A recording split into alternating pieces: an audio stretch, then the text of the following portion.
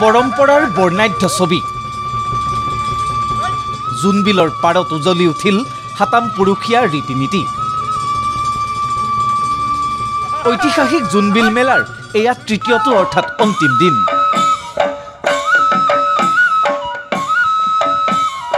পৰম্পৰা ৰক্ষা কৰি শনিবাৰে পুৱাই ৰাইজ নামিল মৎস্য চিকাৰৰ বাবে গুভা দেউৰজাৰ অৰমবিলত হাতে হাতে পলো জুলুকি লৈ কৰিলে সমূহীয়া মৎস্য চিকাৰ হাঁহি আনন্দ ফূৰ্তিৰে প্ৰতিজনে উপভোগ কৰিলে বছৰেকৰ বিশেষ দিনটোৰ এই বিশেষ পৰম্পৰা কোনোৱে শোল কোনোৱে বৰালি হাতত লৈ হাঁহি মুখে উভতিল মৎস্য চিকাৰৰ পৰা মাছ মাৰি ভালে লাগে আৰু বহুত মানুহ দেখিবলৈ পোৱা যায় যে সেইটোৰ কাৰণে আমি বহুত ভাল পাওঁ এটা পালো আৰু মই ভালে আজি দিনটোত একে খুব ধুনীয়া দিন ভাল লাগে মাছ মাৰি পানীটো বাম কিন্তু মাছটো কম এবাৰ নদী পানীটো খুব বেছি সোমাব নাপালে এটা কুচুলৰ খাম আৰু পাঁচমুখীয়া কুচু খাই দিম আৰু বিলাহীৰ লগত আমি গুভা বিহু বুলি প্ৰতি বছৰে আহো ইয়াত আপোনাৰ ভেলাঘৰ খোৱা যায়তো আজি ইয়াৰ মাছ মাৰি মানুহবিলাকে ভেলাঘৰ খায় আৰু ঘৰে ঘৰে খানা খোৱা যায় বিনিময় প্ৰথাৰ ঐতিহ্যৰে বিখ্যাত এই জোনবিল মেলাৰ অন্তিমটো দিনত মেলাথলীত উপস্থিত হয় গুভা দেউৰজা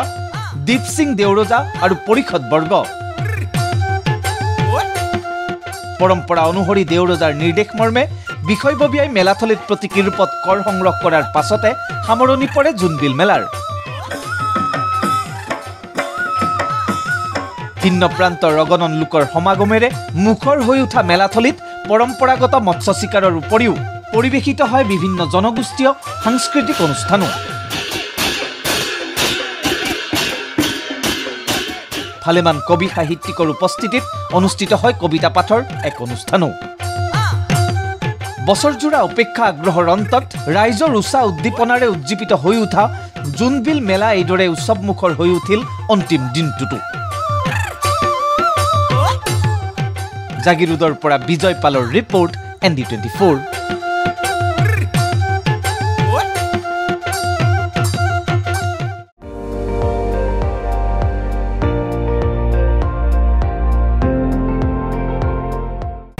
আপুনি চাই আছে ND24